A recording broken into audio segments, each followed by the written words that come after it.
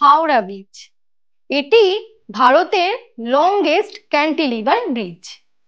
এই ব্রিজের স্ট্রাকচারটা যদি তোমরা লক্ষ্য করো, দেখবে যে এটি হুগলি নদীর ওপর ঝুলন্ত অবস্থায় রয়েছে। ঠিক এই রকমই একটি ঝুলন্ত ভূমিরূপ হিমবাহের ক্ষেত্রেও দেখতে পাওয়া যায়। আসলে হিমবাহ অনেকটা নদীর মতো।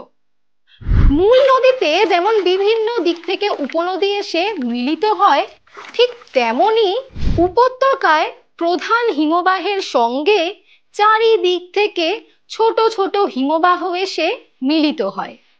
একে উপহিমবাহ বলে। এর ফলে কি হয় জানো?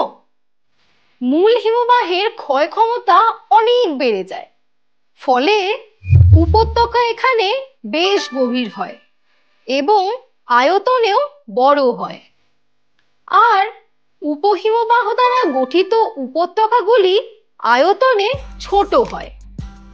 এই অবস্থায় উপহিমবাহ উপত্যকাগুলো মূল হিমবাহ উপত্যকার উপরে ঝুলে থাকে। একে বলে ঝুলন্ত উপত্যকা। আমেরিকা যুক্তরাষ্ট্রের গ্লেশিয়ার ন্যাশনাল পার্কে প্রচুর ঝুলন্ত উপত্যকা দেখতে পাওয়া যায়। এখানে একটা বিষয় তোমরা মনে রাখবে, ঝুলন্ত উপত্যকার উপর দিয়ে নদী প্রবাহিত হলে তা জলপ্রপাত সৃষ্টি করে। যেমন আমেরিকার নেভাডা জলপ্রপাতটি একটি ঝুলন্ত উপত্যকার উপর সৃষ্টি হয়েছে।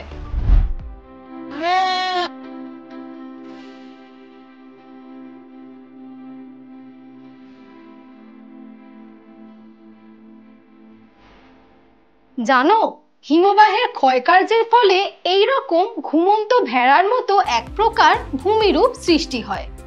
এটা কিভাবে হয় জানো?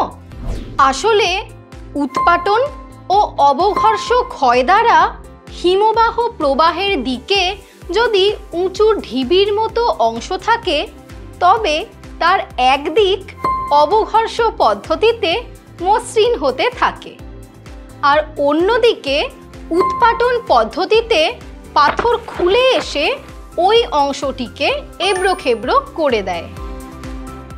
এই ভূমিরূপটিকে বলে রসেমতানে। ভূবিজ্ঞানী বেনেডিক্ট দি সসার 1804 সালে এই রসেমতানে শব্দটি ব্যবহার করেন। আর এই ভূমিরূপটি ভেড়ার মতো দেখতে হওয়ার জন্য একে শিপ রক বলা হয়।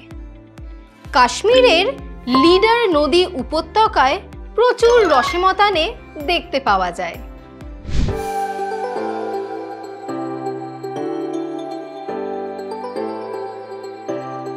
জানো, হিমবাহের ক্ষয়কার্যের ফলেও এই রকম লেজের মতো এক প্রকার ভূমিরূপ সৃষ্টি হয়। কিন্তু এটা কিভাবে হয় বলো তো? হিমবাহের প্রবাহ পথে কঠিন শিলার পেছনে কোমল শিলা থাকলে কঠিন শিলা কোমল শিলাকে ক্ষয়ের হাত থেকে রক্ষা করে।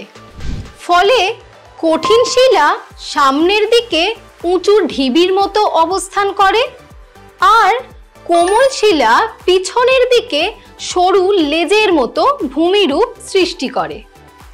সামনের উঁচু কঠিন অংশটিকে ক্র্যাগ বলে, আর পিছনের সরু লেজের মতো অংশটিকে টেল বলে। স্কটল্যান্ডের এডিনবরা দুর্গটি একটি ক্র্যাগের ওপর অবস্থিত, আর এর পেছনে টেলের ওপর একটি হাই স্ট্রিট তৈরি করা হয়েছে। এছাড়া গ্রিনল্যান্ডের বেশ কিছু স্থানে ক্র্যাগ ও টেল দেখতে পাওয়া যায়। নরওয়েতে ঘুরতে এসে এই রকম জলমগ্ন উপত্যকা আমরা প্রায়ই দেখতে পাই। এগুলোকে কি বলে জানো? ফিয়র্ড। নরওয়েতে এই রকম প্রচুর ফিয়র্ড দেখতে পাওয়া যায়, তাই নরওয়েকে ল্যান্ড অফ ফিয়র্ডস বলে। এবার চলো জেনে নিই এই ফিয়র্ড কিভাবে সৃষ্টি হয়। হিমবাহ যখন উপত্যকা ক্ষয় করতে করতে গভীরতা বাড়িয়ে দেয়, তখন উপত্যকা সমুদ্রপৃষ্ঠের নিচে অবস্থান করে। এই অবস্থায় উপত্যকা বরফমুক্ত হলে সমুদ্রের জল উপত্যকায় প্রবেশ করে, ফলে উপত্যকা জলমগ্ন হয়। একে ফিয়র্ড বলে। এই ফিয়র্ডগুলি যখন ছোট ও সংকীর্ণ হয় তখন এদেরকে ফিয়র্ড বলে। সুইডেনে এই রকম ছোট ছোট ফিয়র্ড দেখতে পাওয়া যায়, তাই সুইডেনকে ফিয়র্ডের দেশ বলে। আর আমাদের পৃথিবীর সবচেয়ে গভীরতম ফিয়র্ড হলো নরওয়ের সোগনে ফিয়র্ড। তবে শুধু নরওয়েতেই নয়, গ্রিনল্যান্ড, নিউজিল্যান্ড এবং আন্টার্কটিকাতেও অনেক ফিয়র্ড দেখতে পাওয়া যায়। তাহলে আজ আমরা হিমবাহের ক্ষয়কার্যের ফলে সৃষ্ট এই ভূমিরূপগুলি সম্পর্কে জানলাম।